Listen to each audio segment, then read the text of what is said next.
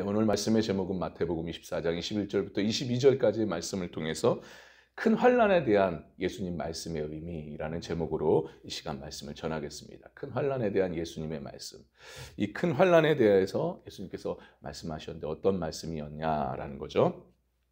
우리는 지금까지 계속해서 24장 15절부터 21절까지의 내용을 통해서 큰 환난을 이기는 신앙, 큰 환난 때 이기는 신앙이죠. 그 신앙에 대해서 우리가 살펴보았는데, 그러니까 뭐겠습니까? 이제 마지막 종말의 때에, 예수님 재림의 때에 큰 환난이 우리가 경험하게 될 거고 겪게 될 건데, 그러면 그때 어떤 신앙으로 우리가 이기겠느냐라는 거죠. 그걸 우리가 살펴보았습니다.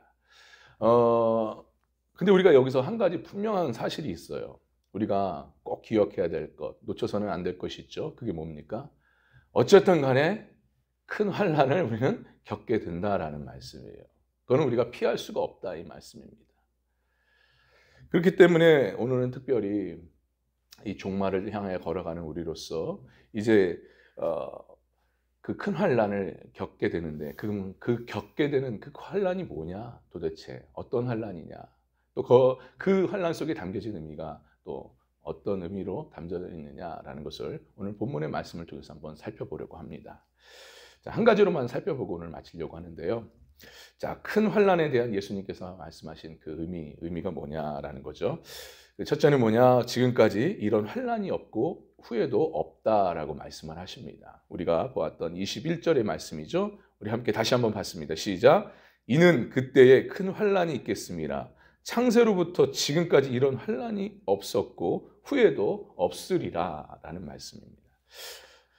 그러니까 결국 이 말씀은 무슨 말씀이에요?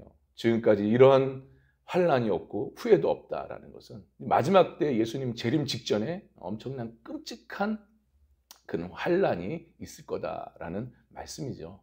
결론은 참으로 예수님 재림의 징조로 큰 환난이 있겠다라는 이 말씀이 있었는데 이는 곧 뭘 말하는 거냐?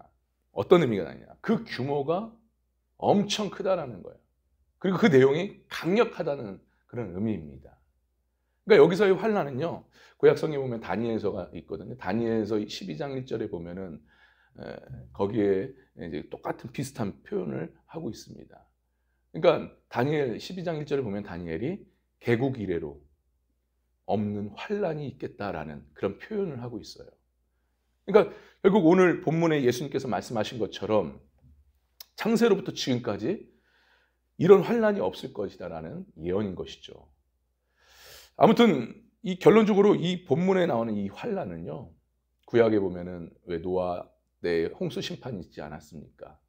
그리고 또 소돔과 고모라 성이 불과 유황불로 멸망당하지 않았습니까? 끔찍한 그런 하나님의 심판이 있었고 또 바벨론에 의해서 이스라엘이 멸망당하는 일이 있었는데 그때 어떤 일이 있었습니까? 성전이 무너지고 왕이 죽임을 당하고 또 그리고 귀족들이 묶여서 짐승들에게 끌려가는 그러한 환난의 그런 상황들. 근데 그 환난의 상황들보다 더하다라는 거예요. 더 무서운 심판이 있다는 거죠. 더 큰 환난이 있다는 말씀입니다. 그리고 무엇보다도 이것은 신약에 와서는 예수님께서 이 땅 가운데 오셨을 때와 비교해 보면은 그것보다 더 큰 환난이 임하게 된다라는 거예요. 그러니까 여러분 계속해서 말씀드렸지만 AD 70년에 로마로부터 이스라엘이 멸망당합니다. 함락당하죠. 예루살렘이 함락을 당하는데 그때 일어난 일들을 보면은 엄청난 끔찍한 일들이 벌어지는 거예요. 더군다나 그때는 전쟁과 함께 기근이 함께 왔어요. 요세푸스 책의 역사책에 보면은 그때 로마 군인들이 예루살렘에 있는 이스라엘 백성들 무려 110만 명이나 학살을 하는 그런 끔찍한 일이 벌어졌던 거예요. 그리고 더군다나 9만 7천 명이 포로로 잡혀가는 그런 일들이 있었고 더 무서웠던 것은 뭐냐? 기근이 함께 오다 보니까 비참한 상황이 벌어지죠. 그러니까 전쟁에다 기근까지 오니까 굶어 죽는 사람들이 비일비재한 거예요. 그러다 보니까 이 부모가 자식을 잡아먹는 일들이 있었습니다. 그러니까 로마 군인들이 이렇게 수색하며 돌아다니다가 그 장면을 본 거예요. 어머니가 자기 자식을 잡아먹는 장면. 그것을 보고 나서 질겁을 하고 도망갔다죠. 그리고 각종 질병, 지금 같은 코로나 같은 이런 전염병들이며 뭐 각종 질병들이 창궐했던 겁니다. 당시. 그러니까 아무런 대책이 없는 거예요, 그때는. 지옥이 따로 없는 거죠. 근데 더 중요한 것은 뭡니까? 마지막 때에 이보다 더한 환난이 오겠다, 온다, 이런 말씀을 주님께서 하십니다. 그러니까 지금의 고통은 아무것도 아니라는 거죠. 본문을 말씀을 보시면 어떻다고 합니까? 21절에 창세 이래로 없던 환난이 마지막 종말 재림 때에 있을 것이다. 그리고 또한 뭐라고 22절에 뭐라고 말씀하십니까? 그날들을 감하지 아니하면 모든 육체가 구원을 얻지 못할 것이다. 그러니까 하나님 은혜 아니고는 아무도 살아남을 수가 없는 거예요. 여러분, 이것은 제 말이 아니에요. 지금 예수님께서 말씀하신 겁니다. 정확히 말씀하고 계셔요. 차라리 제 말이었으면 좋겠어요. 그러면은 이런 일들이 일어나지 않겠구나 하고서 마음의 안도의 한숨을 쉬지 않겠습니까? 근데 이 제 말이 아니라 진리이신 복음이신 하나님이신 예수님의 말씀입니다. 우리 예수님께서 이 땅 가운데 오셔서 말씀하셨던 모든 예언들은 다 성취됐어요. 그렇기 때문에 이 말씀들, 지금 우리에게 주시는 이 21절, 22절의 말씀들을 우리는 깊이 마음에 새겨야 합니다. 그리고 이걸 귀 기울여서 잘 듣고 믿고 우리가 우리의 신앙을 잘 참된 신앙으로 준비시켜야 돼요. 그러지 않고서는 이 마지막 때에 우리가 견딜 수가 없습니다. 자, 그런데요, 여러분, 감사한 일이 있어요. 위로가 되고 소망이 되는 말씀을 주십니다. 그 말씀이 뭡니까? 구원받은 자로서 정말 위로가 되고 힘이 되는 말씀. 마지막 때에 소망이 되는 말씀은 22절로 말씀하시죠. 뭐라고 말씀합니까? 우리 다시 한번 22절 말씀 받겠습니다. 시작. 그날들을 감하지 아니하면 모든 육체가 구원을 얻지 못할 것이나 그러나 택하신 자들을 위하여 그날들을 어떻게 한다고요? 감하시리라. 할렐루야. 그러니까 큰 환난에 아무도 그 큰 환난을 감당치 못하는 끔찍한 고통의 환난 속에 있게 됩니다.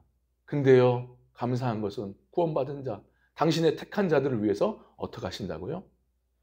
그날을 감하시면서까지도 우리를 살리시겠다, 이 말씀을 하고 계셔요.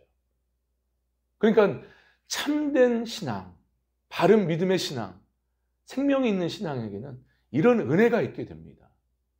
그러니까 이런 은혜가 있기 때문에 우리 구원받은 자들이 끝내 살아남을 수가 있습니다. 할렐루야.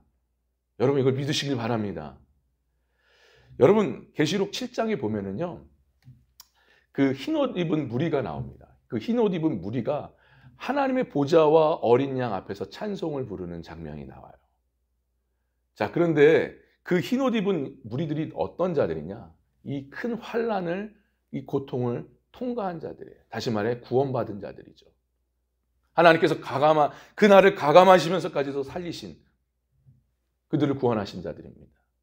근데 그들에 대해서 어떻게 구체적으로 말하고 있습니까? 그들이 어떤 자라고 말하고 있습니까? 우리가 계시록 7장 14절의 말씀을 한번 보겠습니다. 계시록 7장 14절입니다. 14절에 말씀합니다. 함께 봤습니다. 시작.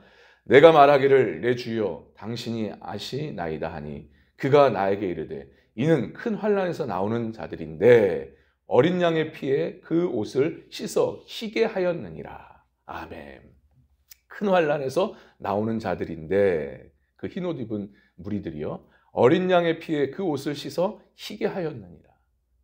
그러니까 그 어린 양의 피, 예수님의 피로 인해서 그 옷을 씻겨져서 흰 옷을 입게 된 자들이라는 거예요. 그러니까 다시 말해 구체적으로 좀 더 자세히 말한다면 무슨 말입니까? 큰 환난 때에, 큰 고통의 때에 오직 예수님, 오직 예수님의 피와 예수님의 능력을 의지한 자들, 그것을 붙잡은 자들, 그 예수님의 피와 능력을 붙잡고 인내하는 자들, 바로 그런 자들, 그래서 큰 환난을 통과한 자들이라는 말씀이에요. 바로 그러한 자들입니다. 그러한 자들이 하나님의 은혜를 입어 구원받는, 그 환난에서 고통에서 벗어나는, 통과하는 그런 은혜를 받는다는 말씀입니다. 사랑하는 여러분, 제가 말씀 전하기 전에 또 제가 서로 인사시키는 그 일을 하기 전에 뭐라고 제가 말씀을 선포합니까? 오직 예수님, 예수님밖에 없습니다. 제가 이렇게 하는 이유는 이제 아시겠죠? 예수님밖에 없어요. 지금의 이 힘듦과 고통은 아무것도 아닙니다. 앞으로 있을 큰 환난에 대해서는 정말 비교할 수 없는 아무것도 아닌 거예요. 여러분, 이 마지막 때를 어떻게 이겨나갈 수 있겠습니까? 점점점 사람들의 마음은 강팍해지고 마지막 때가 돼서인지 마지막 미혹의 영들은 자꾸만 믿음의 백성들을 미혹시켜서 신앙의 믿음의 길을 떠나게끔 만들어버립니다. 교회는 점점점 세속화가 되어지고 종교다원주의가 되어버리고 이런 시대 속에서 어떻게 뭘 붙잡고 세상 것을 가지고 이겨나갈 수가 있겠냐라는 거예요. 없어요, 없어요. 세상 것들은 이따가도 다 없어져 썩어질 것들입니다. 무너질 것들이에요. 영원하고 진리인 것은 예수님의 피밖에 없습니다. 할렐루야. 예수님의 능력, 피의 능력밖에 없어요. 보혈의 능력밖에 없습니다. 우리의 지금의 환난, 원수들의 사단의 공격, 앞으로 있을 큰 환난은 오직 예수님밖에 없어요. 그 예수님으로 이기는 겁니다. 예수님의 피와 능력으로 싸워 승리해 나가는 거예요. 마치 흰옷 입은 무리들처럼 말입니다. 그래서 우리는 끝까지 신랑 되신 예수님 오시기까지 우리는 오직 예수님의 보혈의 피, 보혈의 능력을 붙잡고 의지하고 그 능력을 바라보면서 끝까지 믿음의 길을 걸어가는 거예요. 걸어가면 누가요? 우리 하나님께서 그 환난, 이 모든 어려움을 통과시키고 이기게끔 만드십니다. 아무튼 사랑하는 여러분, 예수님의 피밖에 없습니다. 예수님의 능력밖에 없습니다. 끝까지 예수님 능력, 피 붙잡고 승리해 나가는, 그래서 흰옷 입은 자로서 마지막 때에 정말 주님 앞에 서서 기쁨으로 찬양을 드리며 하나님 보좌 앞과 어린 양 앞에서 찬양을 부르는 우리 모두 한 사람 한 사람 될 수 있기를 주님의 이름 간절히 축원합니다. 할렐루야. 기도합니다.